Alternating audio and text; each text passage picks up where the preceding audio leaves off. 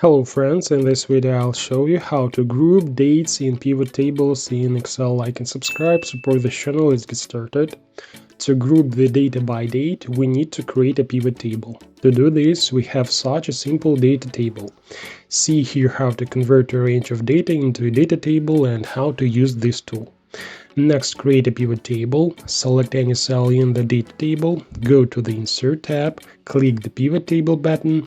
We make sure that the entire table is selected correctly and create it on a new worksheet. Click OK. In the Pivot Table Creation menu, drag the data field to the Rows section and the Sales to the Values section.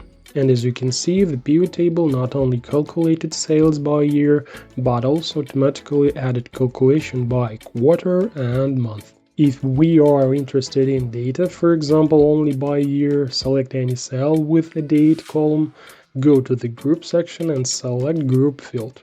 In the grouping window, the start and end dates are automatically selected based on the source data. We can change it, and below select only the year option and click OK. And that's how we got a pivot table by year. If you only need data for months or quarters, we do the same. But most of the time we need to see the full report with months, quarters and years. We are returning the original version of the pivot table. Great, we have years, quarters and months in the pivot table, but the look of such a table is terribly inconvenient. What can we do to fix this? When we grouped the data, two more fields appeared in the Rows section.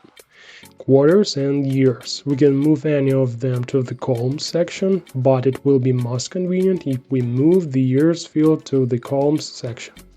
And as you can see, the pivot table has been transformed. We immediately see all the data by year, quarter and months in a convenient and compact form.